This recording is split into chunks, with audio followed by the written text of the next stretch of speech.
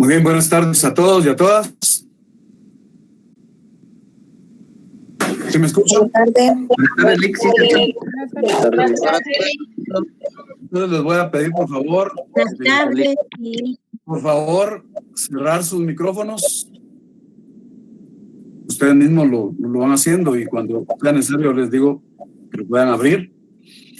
Pues bien, esperando que esta actividad durante el segundo semestre, que es el octavo semestre para ustedes, pues sea exitosa. Estamos ahora para desarrollar el curso de Derecho Notarial 2. La señora Abramelina Calderón tiene abierto el micrófono, está hablando. Ciérrelo, por favor. Entonces, pues de alguna manera, el inicio siempre de todo semestre implica hacer algunas reflexiones preliminares, ¿verdad?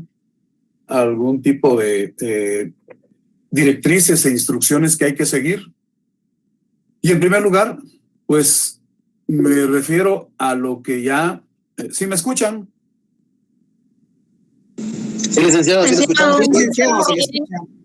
Muy bien, gracias. Entonces, indico pues que la idea es que vamos a dar un margen prudencial de tiempo para el ingreso a la clase. Los que fueron mis alumnos el semestre pasado, ya saben pues que les doy un tiempo de unos 10 minutos, a 12 minutos, porque el compromiso es que todos estemos a partir de las 5:30. Ya, en desarrollo de la clase, ¿verdad?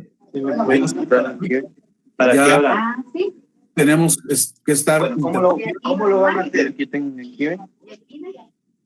Kevin. Cierren sus micrófonos, por favor. Entonces, sobre esa base, vamos a tener cada día de clase ese tiempo prudencial.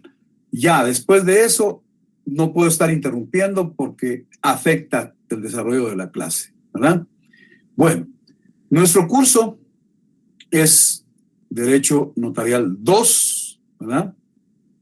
Y permítanme, vamos a ver. Bueno, nuestro curso es Derecho Notarial 2, ¿verdad? ¿Miramos la diapositiva? Sí. Perfecto. Va, entonces, este curso del octavo semestre ya va orientado a desarrollar cuestiones de un carácter un tanto más práctico, ¿verdad? Esto de alguna manera implica precisamente pues conocer los temas del programa, ¿verdad? Por favor, el programa hay que ubicarlo y les recomiendo que lo impriman, ¿verdad? Este es un documento con el que se van a estar auxiliando permanentemente. Es la guía de los temas en cada evaluación. Es la guía que vamos siguiendo paulatinamente en el desarrollo del curso. Y entonces el programa está integrado por 8 grandes temas. El primer tema, ahí hay personas con micrófono abierto, lo cierran por favor porque interrumpen. Entonces, el primer tema se refiere a los elementos personales del instrumento público. El segundo tema, la escritura pública. Tercer tema, formas de reproducir la escritura matriz. El cuarto tema, el acta de protocolización. Quinto tema, ejercicio del notariado en el exterior. Sexto tema, el acta de legalización de firmas. Séptimo tema, acta de legalización de copias de documentos. Y tema número 8, el acta notarial, ¿verdad?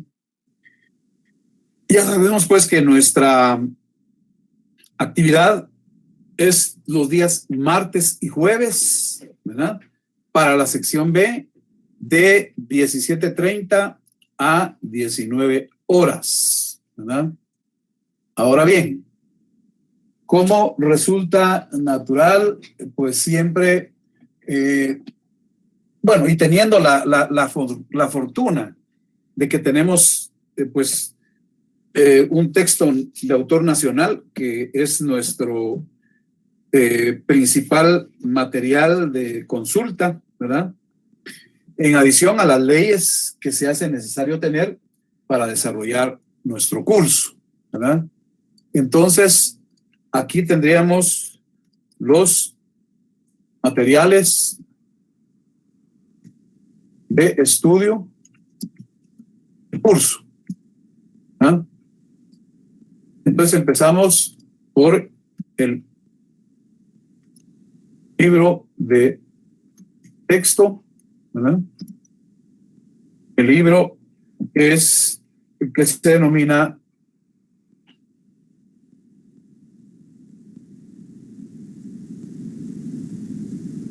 el instrumento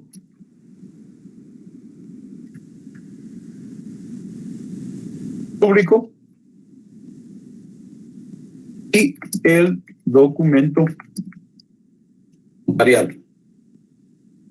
Actualmente, pues, se está utilizando la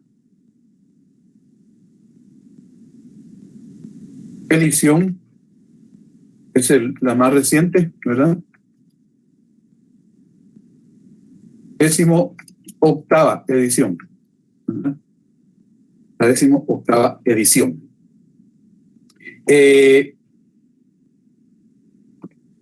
Pues por las distintas situaciones que se han presentado por razón de la pandemia,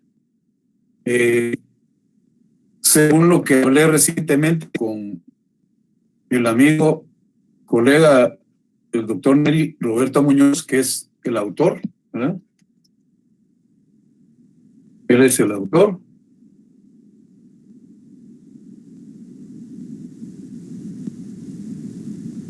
Entonces, al parecer, el libro lo están distribuyendo desde su oficina, ¿verdad? En años anteriores, hace muchos años, se distribuía en varios puntos, pero por la información que él me dio el día domingo que hablé con él, ¿verdad? Entiendo que actualmente se está realizando en su oficina. Pues los que quieran adquirirlo, ¿verdad?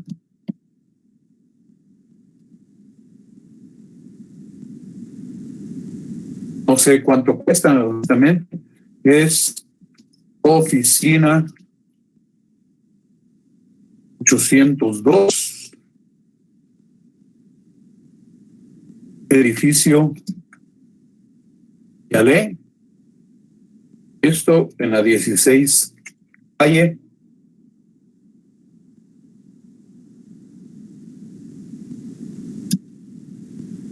-17. 6-17. Zona 10.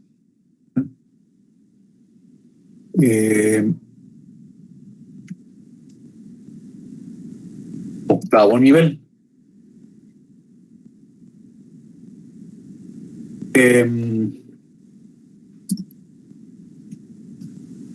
Pueden preguntar al teléfono 2509-9870. Esa es la información que tengo, ¿verdad?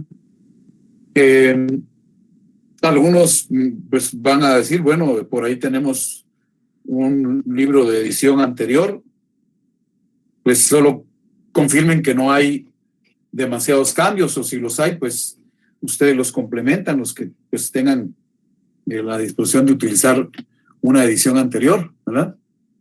Y pues los que quieran adquirir la última edición, la que está vigente para este año, pues ahí están los datos, ¿verdad? Eso sería un material importante para auxiliarse en su tarea de estudio. Y de ahí pues todas las leyes que están escritas en el programa del curso. ¿Ah? Pues el semestre pasado utilizamos bastante de ellas, ¿verdad? Pero no está de más mencionar que son algunas leyes fundamentales, pues que no podemos dejar de tener, ¿verdad? Pues en cierto modo a veces es útil ahí la Constitución, ¿verdad? Obviamente, el Código de Notariado. La ley del organismo judicial, ahí vamos a encontrar sobre todo la regulación del tema del ejercicio del notariado en el exterior, ¿verdad? El Código Procesal Civil y Mercantil, que en algunos aspectos puede ser útil el Código Civil, el Código de Comercio, el Código Municipal, pero las primeras que mencioné, Constitución, Código de Notariado, Ley del Organismo Judicial, Código Procesal Civil y Mercantil, son fundamentales. También es necesario la Ley del Impuesto de Timbres Fiscales y Papel Sellado Especial para Protocolos con su reglamento. Ley del Impuesto al Valor Agregado, Ley del Impuesto Único sobre Inmuebles. Fundamental también, por favor, la Ley del Timbre Forense y Notarial y su reglamento. Ese es fundamental. Eso nos va a servir para todo el curso prácticamente. Repito, al igual que las primeras que mencioné. Ley del Timbre Forense y Notarial con su reglamento, ¿verdad? Ahí se mencionan otras, pero primordialmente estas que les estoy mencionando, ¿verdad? Para poder efectivamente desarrollar los temas. Sobre todo ahora, pues, quienes ya tienen la posibilidad de recibir su curso, ya sea en su casa o qué sé yo, en alguna oficina o en algún lugar donde tienen la posibilidad de estar frente a sus libros y códigos, excelente, ¿verdad?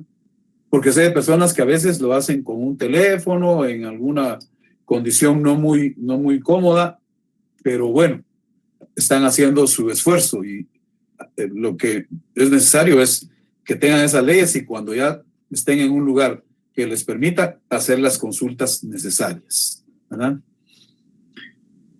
¿Alguna duda, algún comentario en los aspectos que acabo de plantear? Por favor, si hay alguna cuestión, me la manifiestan.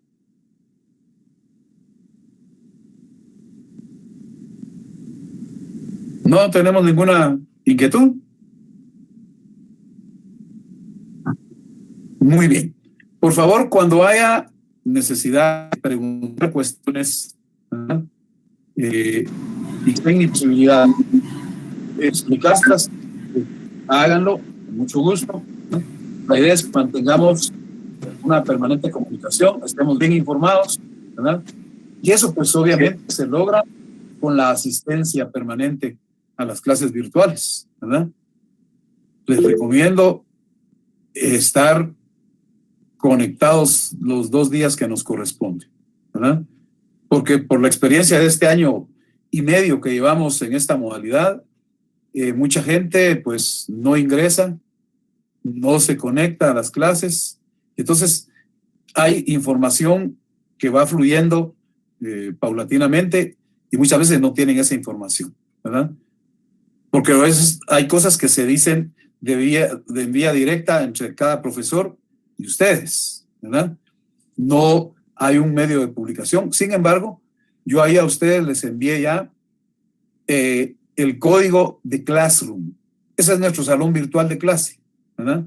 Y aún más, ese lo tienen que tener bien clarito, conocerlo, porque en ese espacio de Classroom vamos a desarrollar ejercicios, vamos a desarrollar los exámenes, vamos a desarrollar todas las actividades, ¿verdad?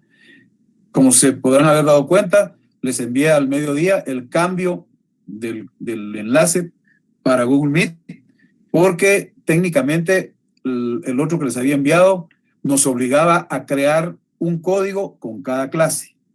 Este código con el que ingresaron ahora va a ser para todo el semestre, ¿verdad? Porque ahí tiene esas modalidades. Entonces, ese código nos va a servir para todas nuestras clases de todos los martes y jueves a partir de hoy hasta, digamos, formalmente el 30 de noviembre, ¿verdad? Y reitero, yo les concedo un tiempo de ingreso, ¿verdad? De unos 10, a veces 12 minutos, porque el compromiso es estar todos pendientes a partir de las 5:30. Porque si todos entran, no hay problema. Yo tengo ahí una opción donde me dice dar ingreso a todos. Y incluso podrían entrar todos con una sola activación, con un solo clic, ¿verdad? Pero obvio, unos van llegando después. Pero no podemos pasar todo el periodo dando ingreso. Ustedes comprenderán que es en beneficio de ustedes mismos, porque si no se pierde el hilo de las explicaciones. Bueno, entonces el primer tema que nos corresponde, de acuerdo con el programa, ahí les puse los temas, ¿verdad? Se denomina los elementos personales del instrumento público.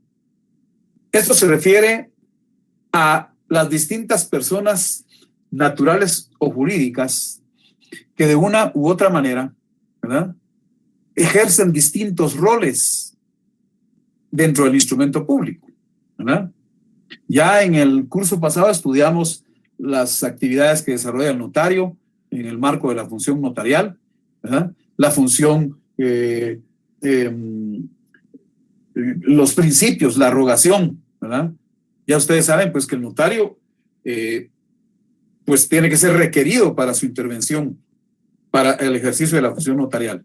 No actuamos los notarios de oficio, es siempre por requerimiento de las partes interesadas, por disposición de la ley, ¿verdad? Entonces, se entiende como elemento personal del instrumento público las personas, ya sean naturales, individuales o jurídicas, o sea, colectivas, que de una u otra manera, ¿verdad?, intervienen dentro del instrumento público en distintas funciones, en distintos roles, ¿verdad? Entonces, ya de ahí se desprenden varios conceptos. Entonces encontramos el concepto de sujeto, ¿verdad? Ese concepto de sujeto corresponde a una persona jurídica determinada, individual o colectiva, que dentro del instrumento público va a jugar el rol de adquirir derechos o bien contraer obligaciones, y que por esa situación pues puede sufrir un menoscabo o un incremento en su patrimonio cuando se otorga una escritura pública. Por ejemplo, en una compraventa, el comprador, ¿no?, va a acrecentar su patrimonio, pero a la vez, ¿verdad?, va a tener que erogar la cantidad que implica el precio del bien que está comprando. Y a la vez el vendedor aparentemente disminuye su patrimonio porque se va a desprender de ese bien inmueble, pero económicamente implica un incremento en su capital, ¿verdad? Es una situación de doble vía. Recuerden ustedes, cuando estudiaron Introducción al Derecho, vieron la característica de la bilateralidad de las normas jurídicas, ¿verdad? En toda relación jurídica, los sujetos adquieren derechos y contraen obligaciones. No tendría sentido que exista una persona que tiene derechos y no hay quien esté obligado a cumplir con obligaciones que corresponden. Y como tampoco es admisible pensar que haya una persona que tiene compromisos, tiene obligaciones, tiene cargas jurídicas y no haya quien le reclame el cumplimiento. Se tiene que dar siempre en ese marco de bilateralidad.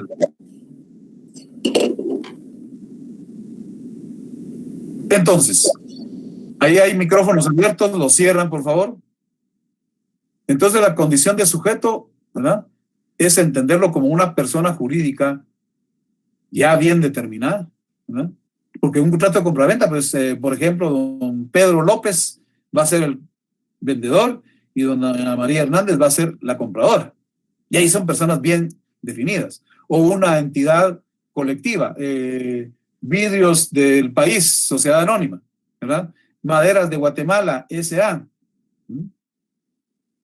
Estos ya son sujetos que tienen como característica estar bien determinados, ya jugando roles específicos dentro de una escritura pública frente a la función notarial. O sea, hay un notario que va a estar ahí dándole forma a ese instrumento público. Entonces, esa es la idea general de sujeto.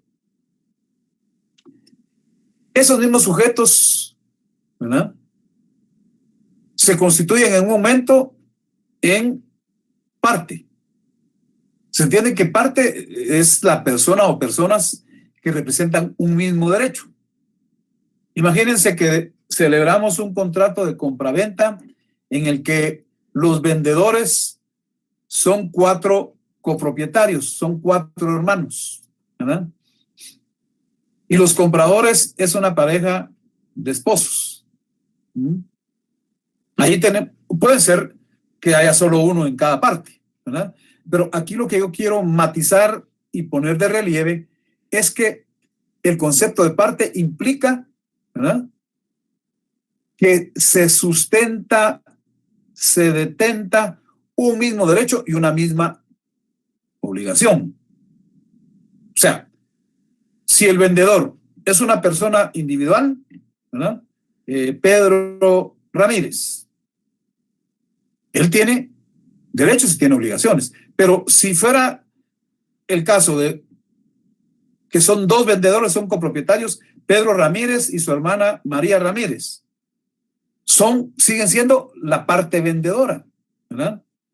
Representan el derecho sobre el bien que están vendiendo, ¿verdad? Cuando realicen la compraventa, tienen la obligación. Cierra el micrófono, por favor.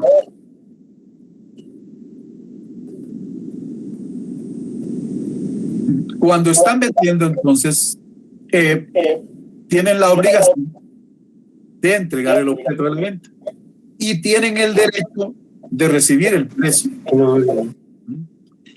Perdón, licenciado. Ahora, Marina tiene encendido el micrófono. Gracias, compañero. Y el comprador tiene el derecho de recibir el objeto de la venta. Imagínense si es un bien inmueble, pero también tiene la obligación de pagar el precio. Si la parte compradora fueran 2 personas, pues esas 2 personas tienen el derecho sobre el bien que se están comprando y también tienen la obligación del pago del precio. Por eso se dice que parte es una persona o varias personas, y a un conjunto de 2 en adelante, que representan un mismo derecho, ¿verdad?, y que asumen una misma obligación dentro de la escritura pública, dentro del instrumento público. Vayan viendo cómo unas mismas personas pueden jugar distintos roles, ¿verdad? Pero resulta que también cuando ya se llega al momento en que se va a perfeccionar la compraventa, estoy poniendo un ejemplo nada más, ¿verdad?, con una compraventa. Entonces, vamos a encontrar el concepto de otorgantes.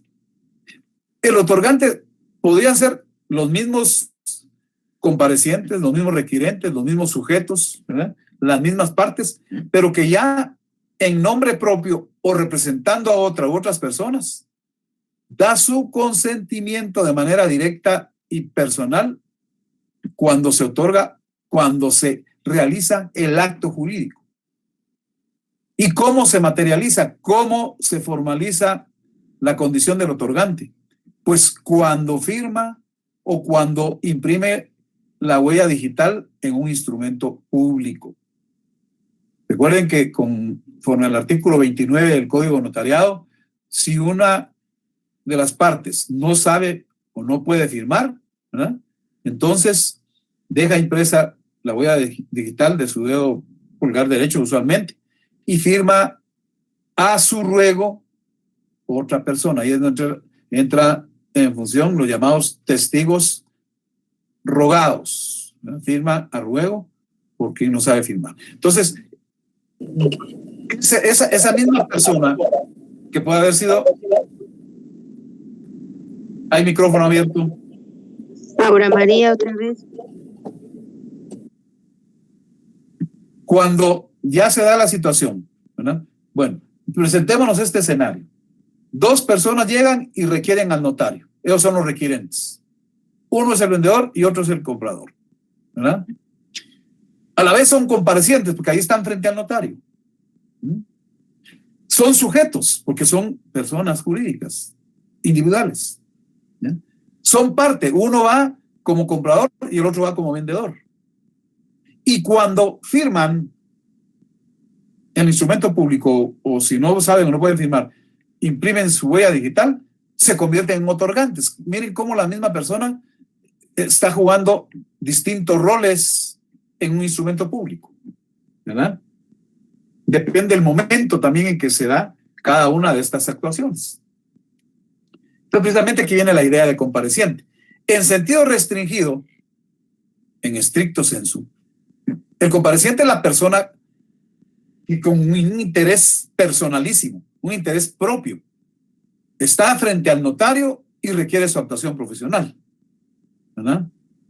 Entiéndase, puede ser el vendedor, el comprador, el arrendante, el arrendatario, el mandante, el mandatario, etc. En sentido amplio, la doctrina dice que comparecientes puede ser cualesquiera personas que se presentan ante el notario e intervienen en el instrumento público en cualquier calidad o concepto. Vamos a ver por qué ese sentido amplio. Imagínense en el caso de un testamento,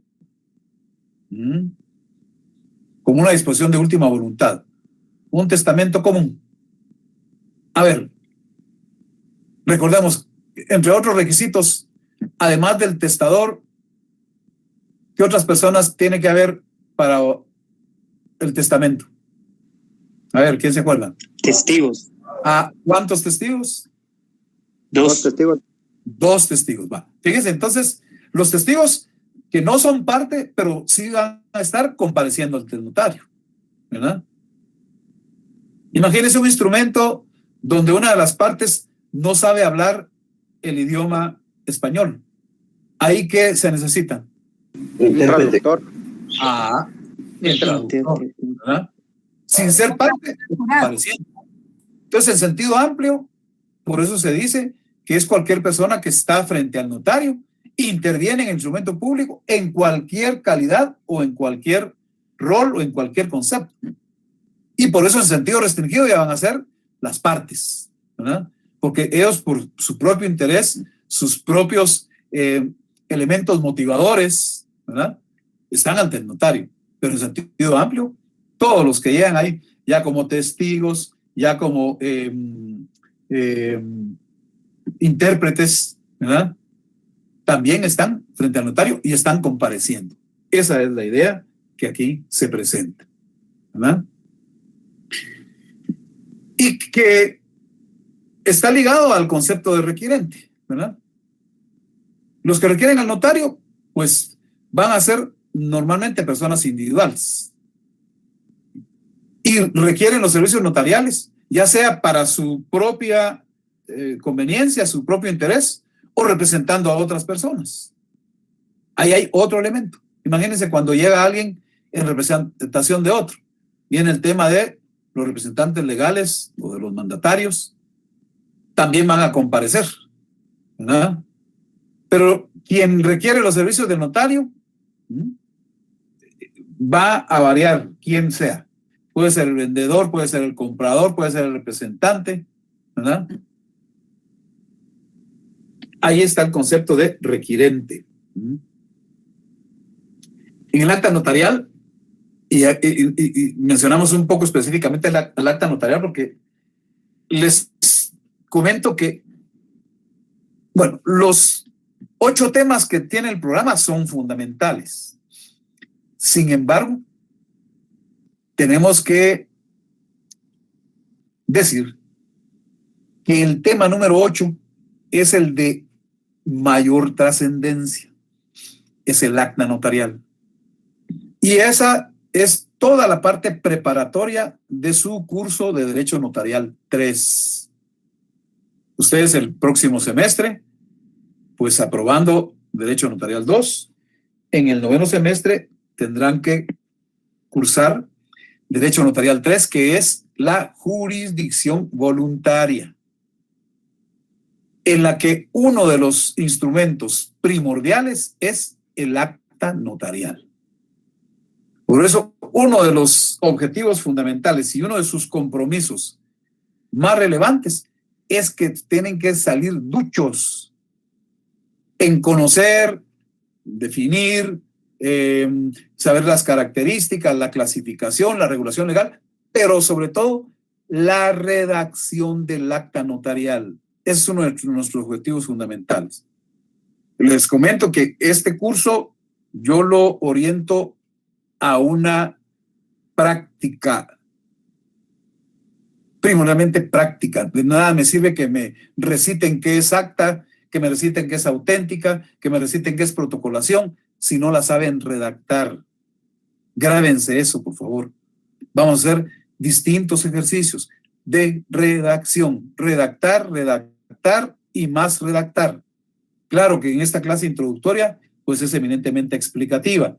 Y muchas clases van a tener un segmento explicativo, descriptivo, pero acompañado de una parte práctica. Aquí, en cierto modo, ya los voy tratando de vincular con la práctica cuando les menciono cómo podrían estos distintos elementos personales ir incorporados en distintos instrumentos públicos. Ese es el caso del requirente, que en el acta notarial es una persona física que le solicita al notario sus servicios profesionales, ¿verdad? Usualmente es esa persona física la que comparece en el acta, ya sea de manera directa o en representación de otra persona. Con la aclaración que hay ciertas actas donde en la práctica no se hace necesaria la presencia del requirente. Por ejemplo, en las actas de los representantes de entidades. Eso en la práctica suele darse de esa manera. Pero son cosas que ya les voy a ir explicando en los casos concretos. Pero aquí, en el acta notarial, tiene un relevante rol el requirente o los requirentes, ¿verdad? También, dentro de esos elementos personales, está el concepto de signatario, entendido como la persona física. Solo puede ser la persona física, ¿verdad? Que podría ser también la persona natural o individual,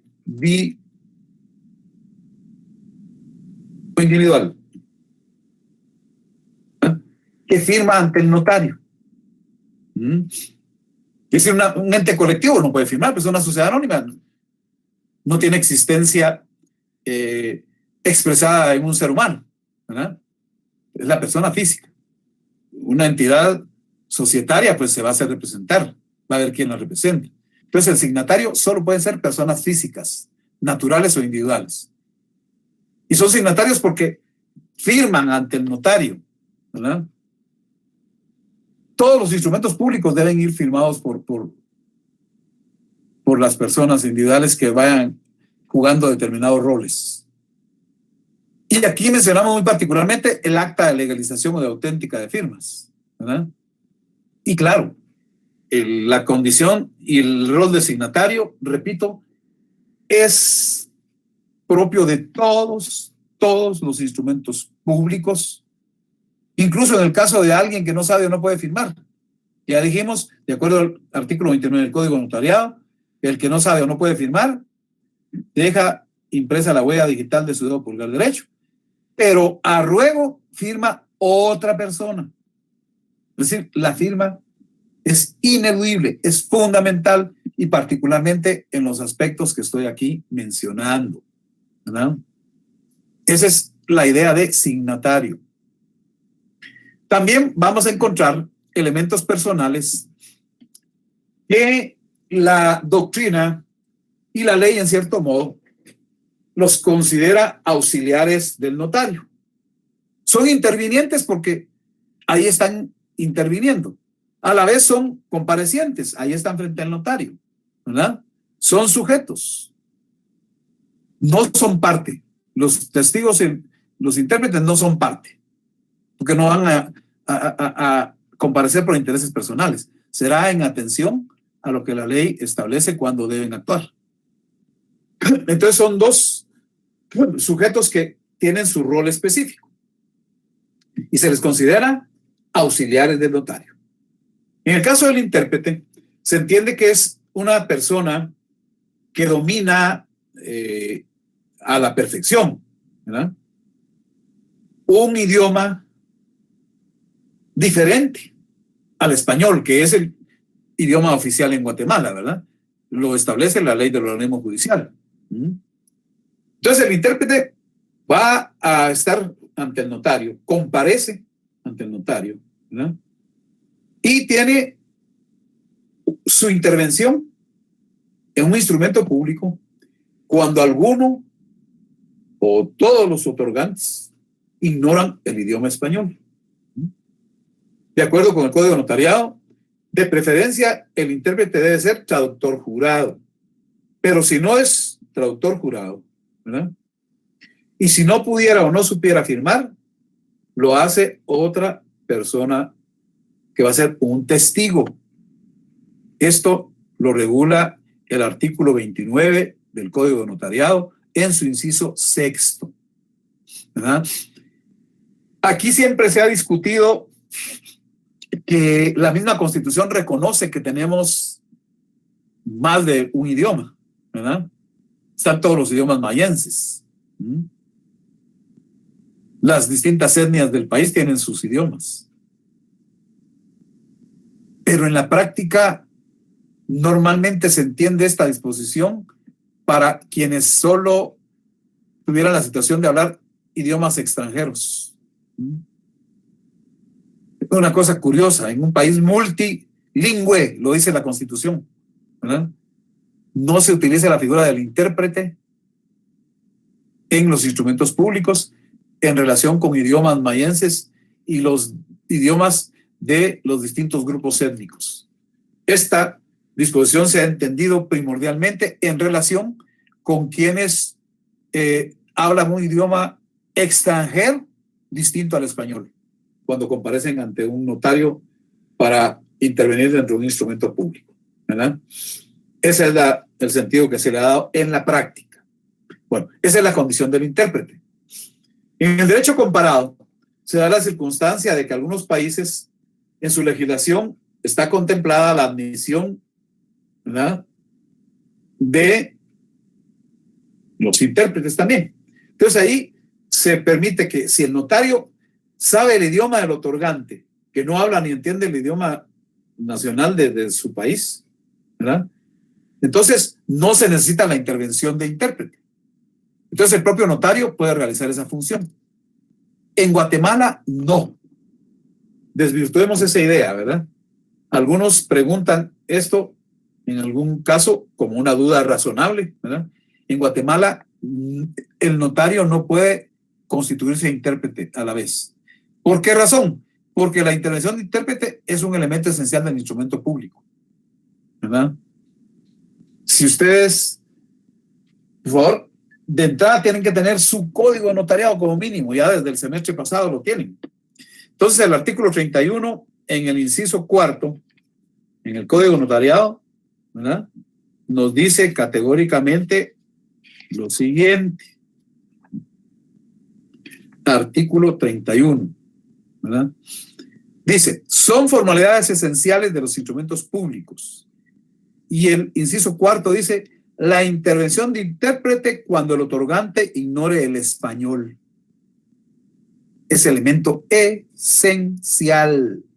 Ya el semestre pasado estudiamos los elementos esenciales y los no esenciales. Y ya vimos qué pasa cuando se incumple con esos requisitos esenciales, ¿verdad? Entonces ahí no está autorizado el notario para intervenir. En otros países sí, ¿verdad? es importante hacer ese pequeño ejercicio de derecho comparado. También entonces tenemos como otra figura que interviene, el testigo, ¿verdad? Entendiéndose que testigo es la persona o personas que ven, ¿verdad? Que oyen, que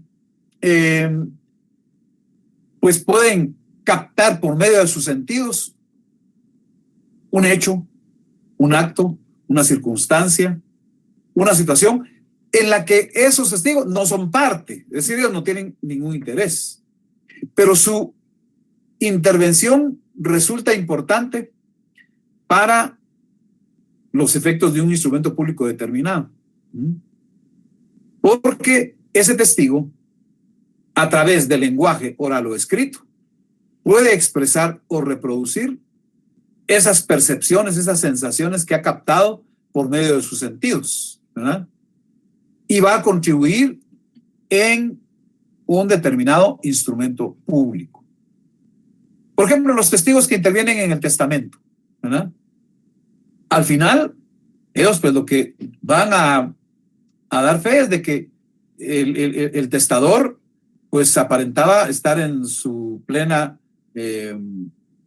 en su plenitud, ¿verdad? En el ejercicio de sus funciones vitales. Que no evidencia tener un estado mental, ¿verdad? Que sea obstáculo para otorgar el testamento, que se expresó fluidamente, ¿verdad? Ahí contribuyen los testigos con esa circunstancia. Cuando son los testigos rogados, pues por medio de la firma, ¿verdad? Hacen su contribución a un instrumento público, ¿verdad? Y así sucesivamente. Entonces, esos testigos tienen ese rol importante ahí. Tanto la doctrina, que en alto grado,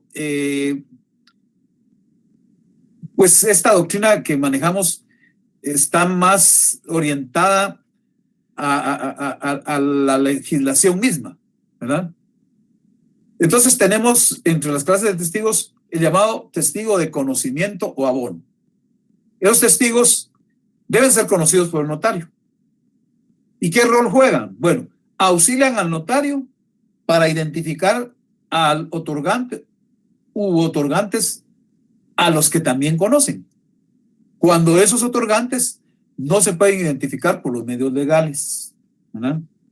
Esto lo contempla el artículo 29 del Código Notariado en su inciso 4, ¿verdad? Y veamos, artículo 29, el semestre pasado, pues yo les dejé de tarea ir analizando ese artículo paulatinamente, pues espero que efectivamente les haya servido de algo y ahorita se acuerden de algunos de esos aspectos. Este artículo 29 contiene formalidades de los instrumentos públicos y establece: los instrumentos públicos contendrán, número 4, la identificación de los otorgantes, cuando no los conociera el notario, por medio actualmente del documento personal de identificación, del DPI. El código no ha sido reformado, ahí dice cédula de vecindad, esa ya no existe, ¿verdad? Ahí con lápiz pueden anotar que hoy día es el DPI. A los nacionales, porque los extranjeros, su documento de identificación va a ser el pasaporte, ¿verdad? Y ahí lo menciono. Entonces dice, por medio de, entiéndase ahora, documento personal de identificación o el pasaporte. O, aquí viene la disyuntiva, y viene cuando entran en juego los testigos. Y dice entonces, o por 2 testigos conocidos por el notario, o por ambos medios, cuando así lo estimare conveniente el notario. Puede haber la situación de que un notario diga, bueno, sí conozco a los otorgantes, pero además quiero que se identifiquen con sus documentos de identificación. Y además, ¿verdad? En el caso de los documentos, que también haya testigos. Eso ya lo decide el notario porque es potestativo y se lo permite este número 4 del artículo 29. Muy bien. Siguiendo,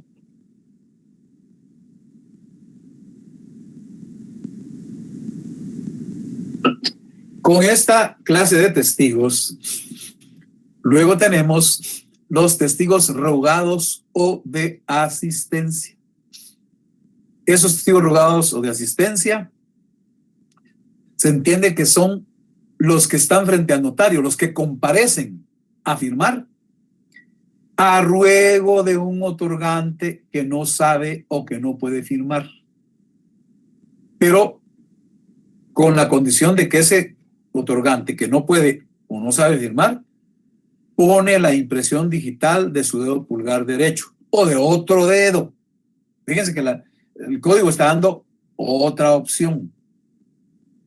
Hay algunos se encierran en cosas irrelevantes. ¿Y qué pasa si no tiene el dedo pulgar derecho? En un accidente se lo amputó. Bueno, pues el código dice claro, u otro dedo, ¿verdad? Esto también lo contempla el artículo 29 del Código de Notariado. Con esto estoy poniendo de manifiesto la relevante necesidad de que tengan para todas las clases sus leyes. El Código de Notariado no puede faltar, por favor. Entonces, ¿qué dice este artículo en la parte correspondiente?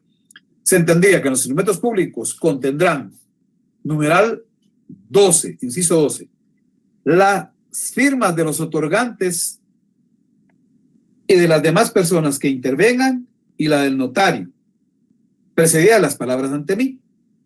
Y aquí viene la parte de los testigos rogados o de asistencia, porque dice, si el otorgante no supiere o no pudiere firmar, pondrá la impresión digital de su dedo pulgar derecho y en su defecto otro que especificará el notario. Entonces el notario, mano, pues se amputó o carga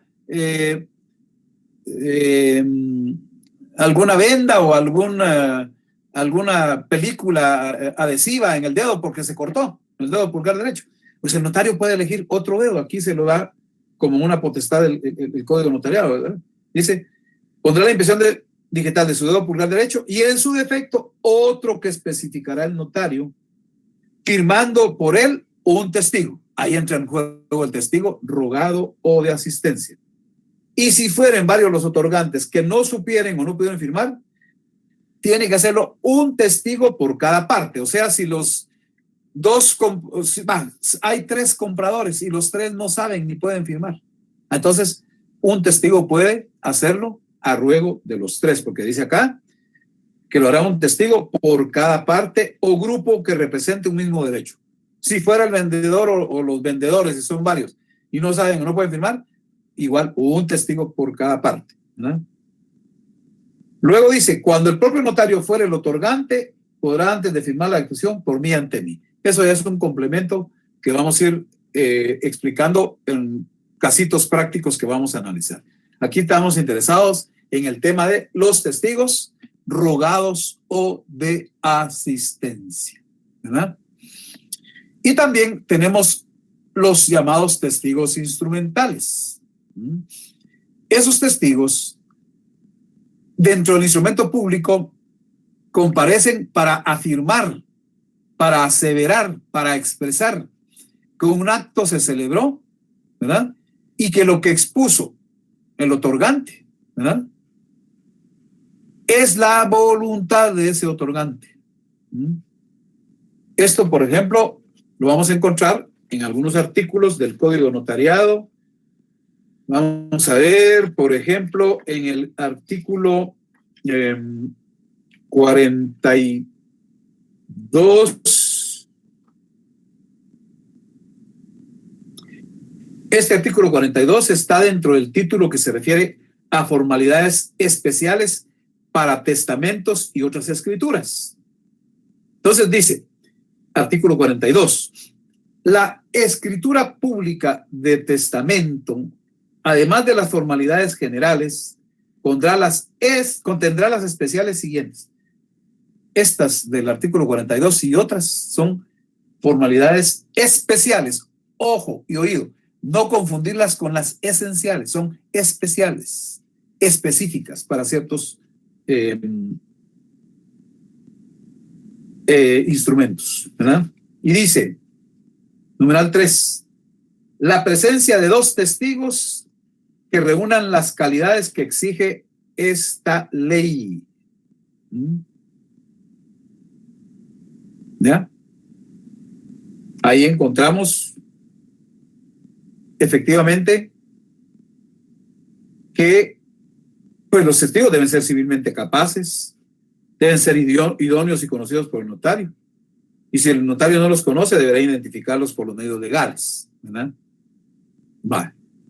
También el artículo 44 dice, en los testamentos y donaciones por causa de muerte son formalidades esenciales, además de las consignadas en el artículo 41, las siguientes, estas sí son esenciales. Y dice, numeral 2, la presencia de 2 testigos. Estos son también instrumentales, ¿verdad? O sea, el numeral 2 del 44, ¿verdad?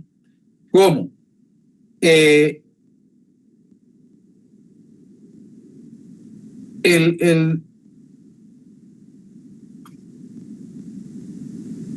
Como el anterior que mencioné, ¿verdad? Son testigos instrumentales. El que está contemplado en el artículo 42 también, ¿verdad? Cuando dice la presencia de 2 testigos que reúnan las calidades que exige esta ley, ¿verdad? Que exija esta ley. Este caso, pues, del artículo 42 se trata de testigos instrumentales, ¿verdad? Igual que lo que dice el artículo 51, ¿verdad? Es decir, dentro de esa disposición se establece que es facultativo que el notario se valga de esos testigos en todo tipo de actos o contratos que se autoricen y el notario estima oportuno que concurran esos testigos. Pero en el testamento estamos viendo que son obligatorios. Por favor, grabemos eso. Que se les grabe en el disco duro para testamentos de decisiones por causa de muerte, esos testigos son obligatorios. En otros instrumentos es potestativo, el notario puede decidir si se hace o no, ¿verdad?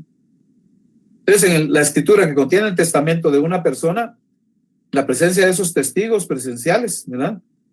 Es obligatorio. Y también porque el artículo 956 del Código Civil establece que el notario redactará el testamento y procederá a su lectura en presencia de los testigos, ¿verdad?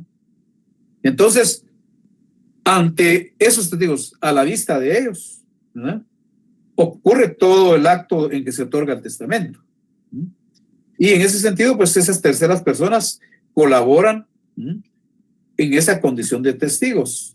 Incluso dan fe de que todo lo que se produjo, todo lo que sucedió fue dentro de condiciones normales, que no hubo presión, que no hubo coacción hacia el testador y que lo que se redacta en ese instrumento expresa fielmente la libre voluntad manifestada por el testador, ¿verdad? Entonces, las personas que sirvan de testigos deben reunir requisitos esenciales, los requisitos que regula el artículo 52 de este código, ¿verdad? El artículo 52 del Código de Notariado, ¿verdad?, nos dice que los testigos deben ser civilmente capaces, idóneos y conocidos por el notario. Y si el notario no los conociere con anterioridad, deberá cerciorarse de identidad por los medios legales. Hay que decir que el título 5 del Código de Notariado regula específicamente lo concerniente a los testigos. Son 3 artículos, ¿verdad? El título de el nombre de ese título es testigos. Entonces, en los testigos instrumentales, el artículo 51 dice: el notario podrá asociarse de testigos instrumentales, ¿verdad?, en los actos o contratos que autorice. Pero si se tratara de testamentos o donaciones por causa de muerte, está obligado a asociarse de los testigos que exige esta ley. ¿Verdad? ¿Estamos? Ahí está esa condición. ¿Verdad? Y el artículo 52 nos dice acerca de los requisitos para ser testigo. Artículo 52. Los testigos deben ser civilmente capaces, idóneos y conocidos por el notario. Si el notario no los conociere con anterioridad, deberá cerciorarse de su identidad por los medios legales. ¿Verdad? Entonces, conocidos por el notario. Si el notario no los conoce con anterioridad, cerciorarse de su identidad por los medios legales, que será documento de identificación o por otros testigos. Cuando sean testigos de conocimiento de abono, el notario obligadamente debe conocerlos. ¿Verdad? ¿Quiénes no pueden ser testigos? De acuerdo con el artículo 53 del Código Notarial, esto lo podemos poner aquí.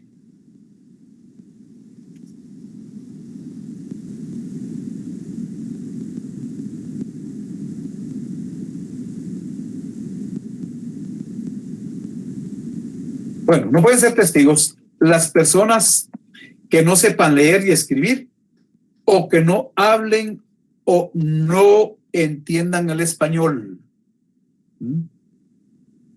O sea, ahí lo podemos dividir en dos. Si no saben leer ni escribir, no pueden ser testigos. Si no hablan o no entienden el español, no pueden ser testigos. ¿Verdad? Tampoco las personas que tengan un marcado, un manifiesto interés en el acto o contrato. No son idóneos, porque tienen un interés, ¿verdad? Y eso va a interferir con la función de testigos, ¿verdad? No pueden ser testigos los sordos, los mudos, ¿verdad? O los ciegos. Dámoslo más.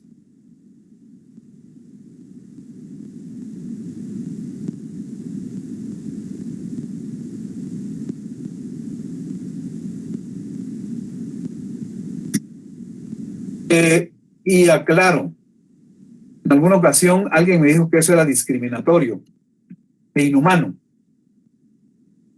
Pero lamentablemente aquí esos criterios pues no son aplicables, porque la función de los testigos es que por vía sensorial, por medio de sus sentidos, pueden decir lo que van a afirmar o lo que van a negar. Entonces, si no oyen, si no miran, si no pueden expresarse, no pueden ser testigos, ¿verdad? Lamentablemente. Tampoco pueden ser testigos en un instrumento público los parientes del notario, obviamente, ¿verdad? Tampoco pueden ser testigos los parientes de los otorgantes, excepto cuando se trata de testigos rogados, ¿verdad?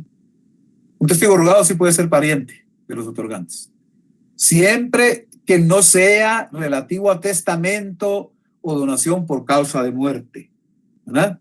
Bueno, eso es lo que nos dice el artículo 53 del Código de Notariado. De esa manera estaríamos exponiendo el primer tema, ¿verdad? Miren, este es fundamental, ¿verdad? Si se quiere, es de un contenido muy sencillo, muy concreto, ¿verdad? Pero fundamental.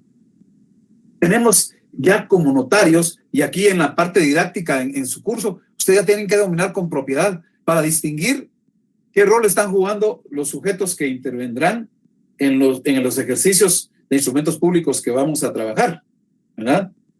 Para distinguir efectivamente que se es sujeto, cuando se funciona como parte, cuando se juega el rol, en qué momento se vuelven otorgantes, por qué son comparecientes, por qué y cuándo son requirentes.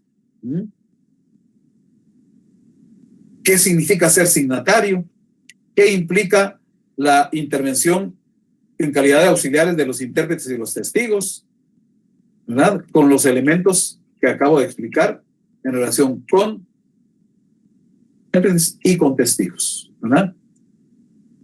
No está de más, por favor, reiterar, estimados compañeros, el programa del curso hay que ubicarlo en la página de la facultad. Ahí dice programas, buscan notariado, derecho notarial 2, ¿verdad? Y ahí se localiza. Ahí está, ¿verdad? Luego, pues que con esto agotamos el primer tema. Este es corto. Ya después los demás temas implican a veces 2, a veces 3 periodos. Recuerden que pues tenemos, yo ya tengo contabilizados ahí los periodos, ¿verdad? Esperando que no haya interrupciones. Afortunadamente, en esta sede virtual, pues no tenemos interrupciones, salvo cuando hay problemas de suspensión de energía eléctrica, que nos puede fallar el internet, ustedes saben, ¿verdad? Esos son accidentes que se pueden dar para una u otra persona, para el docente también, pues obviamente, ¿verdad? De lo contrario, no tenemos mayor interrupción, ¿verdad? También reiterar que el texto que puede ser útil, ¿verdad? Si consiguen de otros autores, no hay ningún problema. Lo que hay que seguir es la guía del programa, ¿verdad? Esa es la verdadera guía. Los textos son auxiliares. Muchas de las cosas que se explican están en la ley, ¿verdad? La parte doctrinaria, la mayoría de autores nacionales pues la toman de los autores extranjeros, ¿verdad? Entonces expliqué al inicio varias cosas de forma. Uno, te voy a dar un margen de unos 10 minutos a partir de las 5:30 para ingresar mediante el enlace a Google Meet, ¿verdad? Porque estar interrumpiendo durante toda la clase nos saca de foco y nos desequilibra. Bueno, primera cosa. Que el libro que se puede conseguir es el Instrumento Público del Documento Notarial. Si tienen otra edición pues es útil, lo pueden utilizar, no hay problema, ¿verdad? Que los que quieran adquirir la 18ª edición, que es la última, no necesariamente de este año, pero es la última, está disponible en la oficina 802, en el 8º nivel del edificio Pealé, en 16 calle 617 zona 10, y ahí está un número telefónico, ¿verdad? Algunos pues lo que hacen es buscar que se los lleven por medio de algún servicio de correo a domicilio. Eso va a depender de cada quien, ¿verdad? En muchas circunstancias. Y también hay que buscar para tener leyes, las leyes que están descritas en el programa, ¿verdad? Eso es fundamental. Son los elementos primordiales que hay que tener permanentemente en cuenta, estimados compañeros. Quedo a su disposición para preguntas, para inquietudes, para dudas. Con mucho gusto, en este momento lo podemos hacer. Buenas noches, licenciado. Diga. Solo con una observación. ¿No habrá alguna posibilidad que el link de la clase se pueda adjuntar al calendario de Google para que así usted no tenga ese detalle de andar aceptando persona por persona? Automáticamente uno entra a su clase. Fíjese, eso sí se puede, pero a mí me gusta hacerlo por una razón sencilla. Un poco para tener la visión de cuánta gente está participando y cómo van ingresando. Esto ha sido útil para mí en particular. Ah, ok, excelente. Sí, es por razones didácticas un poco, compañera, ¿verdad? Ok, comprendo. Ajá. Y porque ¿sabe qué? Es que también aquí hay que premiar el cumplimiento. El hecho de que estemos en un ambiente virtual no significa que cuando yo quiera estoy, cuando no quiero no estoy, porque el compromiso es estar, ¿verdad? Presencialmente hay que estar. Entonces, aquí buscamos una pequeña réplica del cumplimiento de ese compromiso. Y ustedes, los que están haciendo un esfuerzo que tenemos que hacer todos, ¿verdad? Ese es un poco el sentido, compañero. Gracias por su observación, ¿eh? No, gracias a usted, licenciado. A la orden. Buenas tardes, licenciado. Diga, compañera. Mucho gusto. Sí, solo con una consulta. ¿Cómo va a ser Ajá. la metodología de los parciales? ¿Van a haber Eso- trabajos? Oportunamente les voy a explicar. Ahorita está muy tierno el curso, ¿verdad? Yo paulatinamente voy explicando, ¿verdad? Yo ya en su momento les digo, mire, va a haber trabajos, no va a haber trabajos, yo les doy con detalle las modalidades de las evaluaciones. Con mucho Ok, gusto. correcto. Ajá. Gracias. A la orden. ¿Alguna otra inquietud? Buenas noches, licenciado. Solo con una consulta, no sé si estas diapositivas nos las estará compartiendo. No, compañero. Fíjese que no, porque precisamente esa es la idea de que esté en clase. Esa es la situación de que haya un texto, de que haya leyes, ¿verdad? Este es mi trabajo intelectual, pues, que yo utilizo para facilitarles el conocimiento. Desafortunadamente, se ha vuelto un prurito. Y esto se lo digo reiteradamente, yo lo tengo ya comprobado. Entonces, muchos ya ni reciben la clase. ¿Cómo nos va a venir la copia de las diapositivas? No problem, ¿verdad? Es por esa causa, didácticamente. Entiendo, licenciado, le agradezco mucho. El interés es estar, participar en lo posible, poner atención, hacer esfuerzo, ¿verdad? Porque queremos notarios competentes, de excelencia, con calidad. Y son medios didácticos que coadyuvan a ese objeto, ¿verdad? Bueno, entonces, por favor, reitero, el enlace, el código de ingreso a la clase, de aquí en adelante, todos los martes y los jueves, a las 17:30, de 17:30 a 17:40, con sección B, será con el que ingresaron hoy, ¿verdad?